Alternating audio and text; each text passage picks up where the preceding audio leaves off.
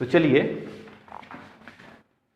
हमारा अपना टॉपिक पढ़ते हैं, गैस इन लिक्विड। पहले हम सॉलिड को लिक्विड में डिसॉल्व करते थे, अब हम गैस को लिक्विड में डिसॉल्व करेंगे। तो पहला फैक्टर वहां पर क्या पढ़ा था? वहां पर पहला फैक्टर पढ़ा था टेम्परेचर, तो यहां पर भी टेम्परेचर पढ़ेंगे। तो अब जरा सोचो कि ये आपको याद रखना है, ये अगला हेनरी लॉ जब पढ़ाऊंगा तो इसे और डिटेल में बता दूंगा कि जैसे मान लो कि ये वाटर है, इसमें ऑक्सीजन गैस घुली हुई है, मान लो इसमें ऐसे ये वाटर के मॉलिक्यूल्स हैं और इसी में O2 ऐसे डिसॉल्व है। अब हम क्या करेंगे कि इसे हीट कर दें, सपोज करो टेम्परेचर हम बढ़ा दें, तो क्या होगा, ये जो वाटर है इसके अंदर का जो ऑक्सीजन का मॉलिक्यूल है वो बाहर चला जाएगा। यानी कि अब देखो ये बाहर जाना तो सॉल्युबिलिटी कहलाया नहीं था, तो इसमें से वाटर ऑक्सीजन के मॉलिक्यूल कम हो जाएंगे। तो हम कहेंगे कि टेम्परेचर बढ़ाने से गैस की लिक्विड में जो सॉल्युबिलिटी है वो डिक्रीज होती है। ऐसे भी कह सकते हैं कि ये प्रोसेस जो होता है ये एक्सोथर्मिक प्रोसेस होता है। अगर हम किसी गैस को लिक्विड में डिसॉल्व करते हैं तो वो एक्सोथर्मिक प्रोसेस है। कैसा प्रोसेस है? एक्सोथर्मिक प्रोसेस है। इसलिए ली चिटरल प्रिंसिपल के अकॉर्डिंग इसका टेम्परेचर बढ़ाने पे इसकी सॉल्युबिलिटी कम हो जाती है। तो ये रहा पहला फैक्टर, टेम्परेचर बढ़ाने पर किसी गैस की लिक्विड में सॉल्युबिलिटी डिक्रीज कर जाती है। तो अब हम दूसरा लेंगे सोल्यूट। अब याद करिए वहां पर क्या पढ़ा था, nature of solvent, nature of solute. तो चलिए अगला हम पढ़ते हैं नेचर ऑफ गैस। आप समझ रहे हैं गैस का मतलब हम क्या कह रहे हैं, सोल्यूट कह रहे हैं। ओके, तो सोल्यूट की बात अगर हम करेंगे तो देखो, तो जो गैस है, ये जो गैस है ये दो तरह की होती है। एक वो गैस होती है जो उसमें हाईली सॉल्युबल नहीं होती है। याद रखना है, जो हाईली सॉल्युबल गैस होते हैं, जैसे क्या क्या था आपने पढ़ा है 10th में, HCl पढ़ा था, अमोनिया पढ़ा था, और क्या हो सकता है, SO3 हो सकता है। इस तरह की जो गैसें हैं, ड्राई HCl है ना, ड्राई HCl गैस, अमोनिया, ये सब क्या है, हाईली सॉल्युबल है। और दूसरे क्या हैं, दूसरा हमें पढ़ना है वो जो डिसॉल्व नहीं होते हैं या पार्शियली डिसॉल्व होते हैं, जैसे O2, जैसे H2, जैसे CO2, जैसे हीलियम, ETC। तो ये दो तरह के होते हैं। तो कह दो भैया कि इसमें जो गैस है वो दो तरह का है। तो इसमें हमें इसी के लिए अगला हेनरी लॉ पढ़ना है। ये तो बहुत ही ज़्यादा हाईली सॉल्युबल होते हैं। तो इसका मतलब ये है कि हम अगर सोल्यूट गैस बदलेंगे तो सॉल्युबिलिटी पे असर आएगा। मतलब इस तरह की गैसें अगर रहेंगी तो वो तो बहुत ही ज़्यादा सॉल्युबल हैं। इसके लिए फाउंटेन एक्सपेरिमेंट ISC में, ICSE बोर्ड वाले जो स्टूडेंट हैं उन्होंने पढ़ा होगा, उन्हें याद होगा कि HCl और अमोनिया जो है हाईली सॉल्युबल है। अगर आपने नहीं पढ़ा है तो आप जान लीजिए HCl और अमोनिया हाईली सॉल्युबल होती हैं और ये सब पार्शियली सॉल्युबल होते हैं। तो इसका मतलब ये है कि गैस अगर हम बदल दें तो सॉल्युबिलिटी पे असर आएगा, कुछ का बहुत ज़्यादा होगा, कुछ का बहुत कम होगा। अब आइए, टेम्परेचर हमने पढ़ लिया था। अब वहाँ पर क्या पढ़ा था, सॉल्वेंट बदलने पे, यहाँ पर भी सॉल्वेंट बदलने पे चेंज होगा। अब देखिए, अब जैसे HCl है, वाटर में डिसॉल्व हो रही है, तो क्या वो पेट्रोल में भी उतनी ही तेजी से डिसॉल्व होगी? तो सॉल्वेंट का भी असर आएगा। फिर वहाँ पर क्या पढ़ा गया था, तब वहाँ पर पढ़ा गया था इफेक्ट ऑफ प्रेशर। अब हम यहाँ सबसे इंपॉर्टेंट पढ़ेंगे क्या, इफेक्ट ऑफ प्रेशर। इसी इफेक्ट ऑफ प्रेशर में हमें पढ़ना है हेनरी का लॉ, हेनरीज लॉ। तो हेनरी का लॉ क्या है? हेनरी का लॉ, कॉमन सेंस जरा लगाइए। सपोज करिए ये एक पिस्टन है जो ओपन है ऐसे। अब हम क्या करते हैं, इसमें वाटर डाल देते हैं या वाटर के मॉलिक्यूल्स को हम यहाँ पर ऐसे फिक्स कर देते हैं। ये वाटर के मॉलिक्यूल हैं जो ऐसे ऐसे अरेंज हैं। अब जितना वाटर यहाँ पर लिया गया है पहले वाले सिस्टम में, ये फर्स्ट सिस्टम है, उतना ही वाटर हम अगले वाले सिस्टम में ले लेंगे। वैसे ही अरेंजमेंट यहाँ पर भी है। हेनरी का लॉ हम पढ़ रहे हैं, आप खुद ही कॉमन सेंस से बता सकते हैं कि हेनरी लॉ क्या कहता होगा। तो अब जरा देखिए, अब हमें क्या करना है, इसके ऊपर गैस के मॉलिक्यूल्स रख देने हैं। यानी कि नीचे क्या करना है, ये हमारा वाटर है, ऊपर हमें क्या करना है, गैस के पार्टिकल्स ऐसे लगा देने हैं। तो होगा क्या, गैस का पार्टिकल यहाँ से उड़ जाएगा। हमें ऐसा नहीं करना है, हमें यहाँ पिस्टन अरेंज कर देना है। ये इसे उड़ने नहीं दिया जाएगा, रोक के रखा गया है। और हम इस पे क्या करते हैं, अब इसको इसमें हम डिसॉल्व करना चाहते हैं, तो हम क्या करते हैं, यहाँ पर प्रेशर लगा देते हैं। तो प्रेशर लगाने के लिए यहाँ पर हमने क्या किया, कुछ वेट यहाँ रख दिया, W रख दिया। तो ये इसे दबाएगा तो ये पार्टिकल इसके अंदर घुलेंगे, तो होगा क्या, ये इसमें डिसॉल्व होगा। अब हम क्या करते हैं, दूसरे वाला जो हमारा सिस्टम है, इसमें सेम कंडीशन है, जितना वाटर यहाँ है उतना ही वाटर यहाँ है, जितना गैस यहाँ है उतना ही गैस यहाँ है। लेकिन हमने क्या किया है, इस पे जो लगने वाला जो प्रेशर है, जो W लगाया गया है, इसको हमने बढ़ा दिया। तो इसका मतलब है ये दब जाएगा नीचे। तो ये एक, तो अब जरा बताइए, आप जरा सोचिए, यहाँ पर ये गैस के जब इसे प्रेस कर रहे थे तो ये गैस के पार्टिकल इसके अंदर डिसॉल्व हो जा रहे थे। अब हम ज़्यादा प्रेस कर रहे हैं तो कम डिसॉल्व होंगे कि ज़्यादा डिसॉल्व होंगे? सीधी सी बात है, कॉमन सेंस की बात है। यहाँ प्रेशर ज़्यादा है तो ये चाप देंगे जोर से, तो ये ज़्यादा गैस इसके अंदर डिसॉल्व होगा। इसका मतलब है कि अगर हम प्रेशर बढ़ाएं, तो किसी गैस की लिक्विड में सॉल्युबिलिटी इंक्रीज करेगी। और इसी को हम यहाँ प्रोपोर्शनलिटी का साइन हटाकर यहाँ पर कांस्टेंट लगा देंगे, तो क्या हो जाएगा, P into KH into S। अभी S क्या है, सॉल्युबिलिटी है, तो इसकी जगह हम मोल फ्रैक्शन भी यूज करते हैं। तो हम ऐसे भी कर सकते हैं, हम लिख सकते हैं कि P is equal to KH into X। ऐसे मोल फ्रैक्शन भी इसके लिए यूज करता है। तो P क्या है, partial pressure of the gas. जिस गैस को यहाँ पर यूज किया गया है उसका पार्शियल प्रेशर। यहाँ पे कई गैसें भी हो सकती हैं, तो सबका पार्शियल प्रेशर अलग अलग हो जाएगा।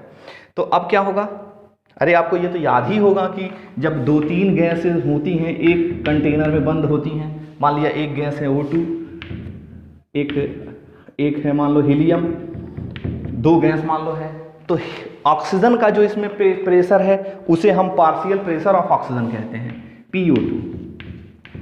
और हीलियम का जो प्रेशर है उसे हम क्या कहेंगे, PH2। यानी कि ये क्या है, partial pressure of O2, partial pressure of helium. तो पार्शियल का मतलब किसी एक की बात, और जब दोनों को जोड़ देंगे तो टोटल प्रेशर आ जाता है। तो हम यहाँ पार्शियल प्रेशर की बात कर रहे हैं। तो P क्या है, partial pressure of gas which is located over the solution. KH क्या है, क्या तो हेनरी कांस्टेंट है। S क्या है, सॉल्युबिलिटी है। यहाँ पर हम क्या लेते हैं, काई लेते हैं, मोल फ्रैक्शन लेते हैं। तो ये हमारा हेनरी का लॉ है। हेनरी लॉ क्या कहता है कि अगर हम किसी गैस का प्रेशर बढ़ाएंगे, पार्शियल प्रेशर बढ़ाएंगे, तो उसकी जो सॉल्युबिलिटी है वो बढ़ जाएगी। यानी यहाँ लिख लेंगे S is directly proportional to P। और इसी को मॉडिफाई करके हम ऐसे भी लिखते हैं, ठीक है। तो ये रहा हमारा इफेक्ट ऑफ प्रेशर।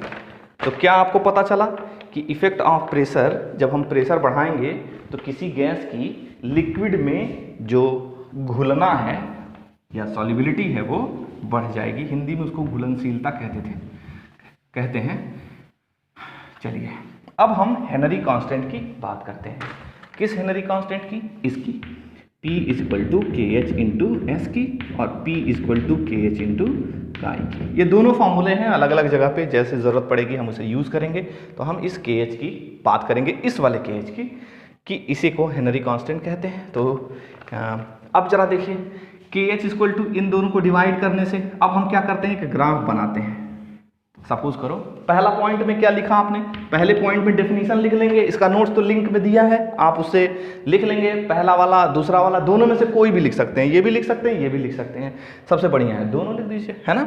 तो अब हम हेनरी कांस्टेंट की जब बात करेंगे तो अगर हम पार्शियल प्रेशर, मान लिया यहाँ लिख देते हैं पार्शियल प्रेशर,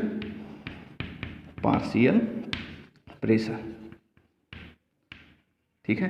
पार्शियल प्रेशर किसका लिया गया है? HCl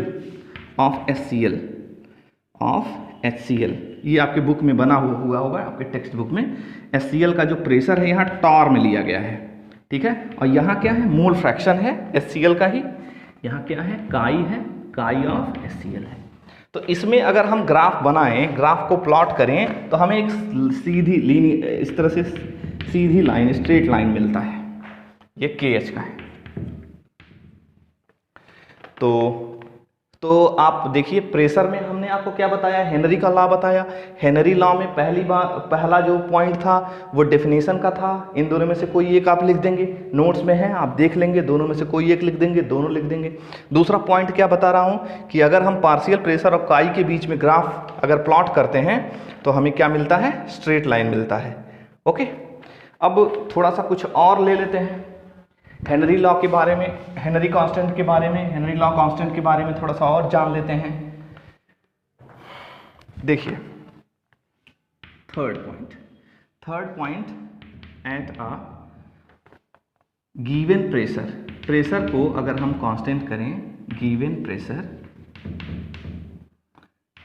at a given pressure, तो अगर हम KH की वैल्यू बढ़ाएंगे, अगर हम KH की वैल्यू इंक्रीज करेंगे, तो सोचो सॉल्युबिलिटी का क्या हो जाएगा?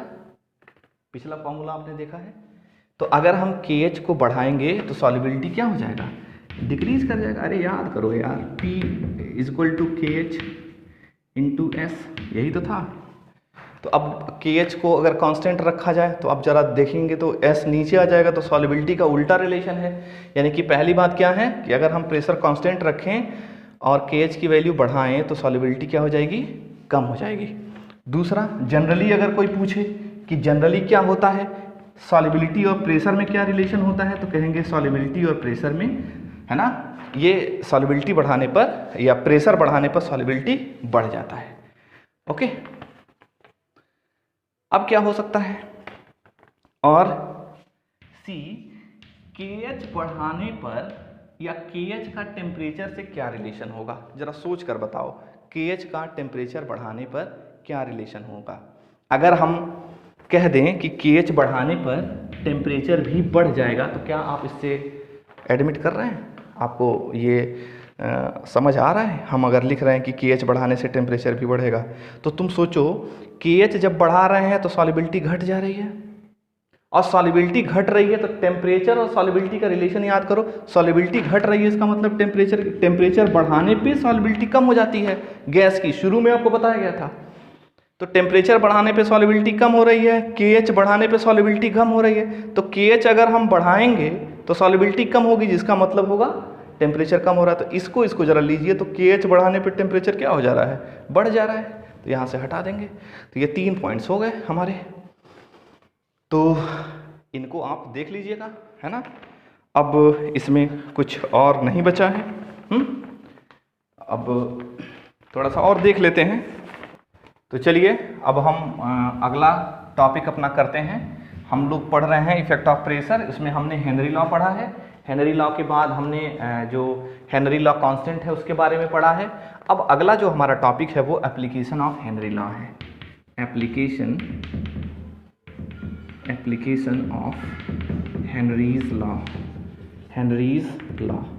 तो हेनरी लॉ का एप्लीकेशन क्या क्या है?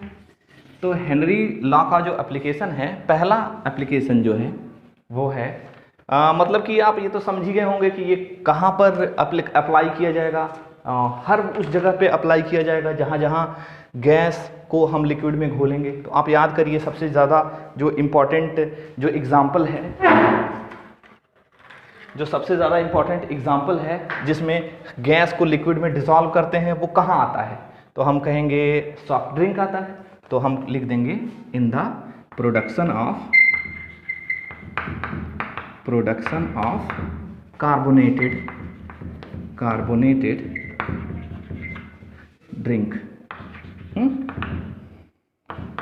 तो सॉफ्ट ड्रिंक बनाने में इसका क्या यूज़ किया जाता है? कह दो, इसके लिए हम प्रेशर को बढ़ा देते हैं, तो जिससे कि हमारा आपको पता है उसमें क्या होता है, एक ड्रिंक होता है, सॉफ्ट ड्रिंक होता है, उसमें हम क्या डिज़ोल्व करते हैं? कार्बन डाइऑक्साइड को डिज़ोल्व कर देते हैं। तो हम करते क्या हैं कि इस ड्रिंक में ज़्यादा से ज़्यादा CO2 डिजॉल्व हो, उसके लिए हम क्या करेंगे, प्रेशर को इंक्रीज कर देंगे। और एक और बात पता है, ये एक्सोथर्मिक प्रोसेस है ना, तो मतलब कि इसमें एनर्जी लगाई जाती है करने में। तो हम क्या करते हैं, जो ड्रिंक है, जब ड्रिंक को बंद करते हैं तो उसको हाई प्रेशर पे बंद कर देते हैं। तो आपको याद होगा ड्रिंक को जब हम ओपन करते हैं तो एक आवाज़ आती है टक से, है ना, इसका मतलब अंदर उसके प्रेशर होता है। दूसरा यूज क्या होता है, दूसरा यूज स्क्यूबा डाइवर्स करते हैं, मतलब समंदर के नीचे जाने वाले जो गोताखोर होते हैं, जो मछली उछली देखते हैं, है ना, टीवी में बहुत दिखाता है, फिल्मों में लोग गोता लगाते हैं। तो उसमें होता क्या है कि जो स्क्यूबा डाइवर्स होते हैं, स्क्यूबा डाइवर्स, वो मान लो ये सी सरफेस है, मान लो यहाँ से समंदर का सरफेस शुरू होता है, तो यहाँ से स्क्यूबा डाइवर जैसे जैसे नीचे जाते हैं वैसे वैसे प्रेशर बढ़ता जाता है। तो सपोज करो हेनरी लॉ हम अप्लाई नहीं करेंगे, तो जो सिलेंडर है उसमें ऑक्सीजन गैस भर के देंगे स्क्यूबा डाइवर के पीठ पे जो लाद के ले जाता है, तो उसमें कौन कौन सी गैस होगी, O2 होगी, और क्या होगा, N2 होगा। तो मान लो जब नीचे वो स्क्यूबा डाइवर आ जाएगा तो यहाँ पर प्रेशर बहुत ज़्यादा होगा, तो उसके ब्लड में ऑक्सीजन और नाइट्रोजन जब सांस लेगा तो प्रेशर की ज़्यादा होने की वजह से O2 और N2 बहुत ज़्यादा हो जाएगा। और जब ये ऊपर आएगा, यहाँ देखो यहाँ प्रेशर बहुत ज़्यादा है, ऊपर आने पर अचानक उसका प्रेशर कम हो जाएगा, तो ढेर सारी ऑक्सीजन और नाइट्रोजन जो ब्लड में डिजॉल्व है उसमें नाइट्रोजन के बुलबुले ब्लड में बन जाते हैं। इस सिचुएशन को बेंट्स कहते हैं, बेंट्स। तो बेंट्स जो है थोड़ा एक बहुत ही दुखदाई होता है, तो इससे अवॉइड करने के लिए, जिससे बेंट ना हो, ज़्यादा नाइट्रोजन ना घुले, इसके लिए हम क्या करते हैं, जो स्क्यूबा डाइवर्स होते हैं उनके गैस सिलेंडर को दूसरे तरीके, दूसरे कंपोजिशन का जो है ऑक्सीजन उसमें उन्हें देते हैं। जनरल ऑक्सीजन होता है, मोस्टली नाइट्रोजन होता है, ऑक्सीजन होता है ना, लगभग 78% तो नाइट्रोजन होता है। लेकिन स्क्यूबा डाइवर्स जो होते हैं उनका जो गैस सिलेंडर है वो दूसरे तरह का होता है, उसमें हीलियम गैस डिजॉल्व कर दी जाती है, हीलियम गैस मिला दिया जाता है। हीलियम होता है, नाइट्रोजन होता है, O2 होता है। तो कुल मिला के हम कहेंगे बेंट से बचने के लिए हम हीलियम ऐड कर देते हैं। अब इसका कंपोजिशन आपको याद तो नहीं रखना है, लेकिन आप याद रख लें तो ठीक है। हीलियम कितना होता है, 11.7%। अगला है नाइट्रोजन होता है 56.2%, ये मुझे भी नहीं याद है, मैंने लिख के रख लिया है। O2 है 32.1%। तो ये कंपोजिशन है, इसको याद नहीं रखना है ना। बस सवाल ये पूछ सकता है कि इसका एप्लीकेशन क्या है, तो हम बताएंगे कि कार्बोनेटेड ड्रिंक में यूज़ करते हैं। स्क्यूबा डाइवर्स में किससे बचने के लिए, बेंट से, है ना, बेंट से बचने के लिए हम यूज़ करते हैं। तो कई तरह से ऐसे भी सवाल पूछ सकता है कि बेंट से बचने के लिए क्या किया जाता है। एक और सवाल पूछ सकता है कि स्क्यूबा डाइवर के जो गैस सिलेंडर होते हैं उसमें हीलियम गैस क्यों मिलाई जाती है, तो इस तरह से पूछ सकता है। ये तो गहराई में जा रहे हैं। तीसरा एप्लीकेशन देख लेते हैं, थर्ड एप्लीकेशन। थर्ड एप्लीकेशन में अभी तक गहराई में गए, अब ऊंचाई पे चलते हैं। तो जो माउंटेन क्लाइंबर्स होते हैं, सपोज करो ये माउंटेन है, तो आपको पता है जब नीचे जो लोग रहते हैं इनके लिए प्रेशर कम होता है। जैसे जैसे यहाँ प्रेशर ज़्यादा होता है, एटमॉस्फेयर का प्रेशर, और जैसे जैसे हम ऊपर जाते हैं एटमॉस्फेरिक प्रेशर कम होता जाता है, तो यहाँ पर प्रेशर कम होता है। तो तुम सोचो यहाँ पर जो सांस लेगा उसके ब्लड में ऑक्सीजन घुलेगा, डिजॉल्व होता है, तभी तो वो सांस लेता है। यहाँ पर जब सांस लेगा, ब्रीथ करेगा, तो बताओ ऑक्सीजन कम डिजॉल्व होगा कि ज़्यादा, प्रेशर कम है तो कम डिजॉल्व होगा। तो ऊपर जाने वाले जो लोग हैं उनके ब्लड में ऑक्सीजन की कमी हो जाएगी, तो एक कंडीशन आती है जिसे हम कहते हैं एनॉक्सिया। एनॉक्सिया, एनॉक्सिया में क्या होता है, ऑक्सीजन की कमी से एनॉक्सिया हो जाता है, जिसमें उसको वीकनेस महसूस होती है। ऑक्सीजन की कमी होने की वजह से ब्लड में को मिलने वाला ऑक्सीजन या ब्रेन को मिलने वाला ऑक्सीजन कम हो जाता है, इसलिए मेंटल वीकनेस, फिजिकल वीकनेस आ जाती है। तो इससे बचने के लिए भी हम इसका यूज़ करते हैं। तो 3 जगह हमने यूज़ किया इसका, कहाँ कहाँ, पहले तो हमने कार्बोनेटेड ड्रिंक बनाया, फिर बेंट से बचे, फिर एनॉक्सिया से बचे। तो ये रहा हमारा एप्लीकेशन। अब आएंगे लिमिटेशन की बात करेंगे। तो लिमिटेशन में बताओ हेनरी लॉ का क्या लिमिटेशन है, तो कह दो हेनरी लॉ का लिमिटेशन जो है, पहला लिमिटेशन तो ये है कि जो हाईली सॉल्युबल गैस होती हैं उनके लिए ये अप्लाई नहीं है, उसके लिए हम ये नहीं पढ़ेंगे। जैसे HCl है, अमोनिया है, SO3 है, शुरू में मैंने बताया था, तो उसके लिए हम हेनरी लॉ नहीं पढ़ते हैं। उसमें हम प्रेशर क्यों लगाएंगे यार, वो तुरंत ही वो डिसॉल्व हो जाता है, बहुत ही ज़्यादा एक्सट्रीमली सॉल्युबल होता है। मैंने बताया फाउंटेन एक्सपेरिमेंट वगैरह इसके लिए आपने पढ़ा है, ठीक है। तो कंडीशन अप्लाइड है ना, स्टार बना दिया गया है। इसके लिए अगर आप चाहें तो क्लास 10th का फाउंटेन एक्सपेरिमेंट आप देख सकते हैं, आई थिंक आपने इसे पढ़ा है। तो हम पहला लिमिटेशन क्या बताएंगे कि जो हाईली सॉल्युबल गैस होती हैं, है ना, हाईली सॉल्युबल गैस के लिए ये अप्लाई नहीं होता। दूसरा क्या होगा, ऐसी गैसें जो एसोसिएट या डिसोसिएट हो जाती हैं, आपस में जुड़ जाएं, तो ऐसी गैस जो क्या होती है, एसोसिएट हो जाए या डिसोसिएट हो जाए, मतलब दो मिल जाएं तो एसोसिएशन, एक मिलकर दो या दो से ज़्यादा में टूट जाएं तो डिसोसिएशन।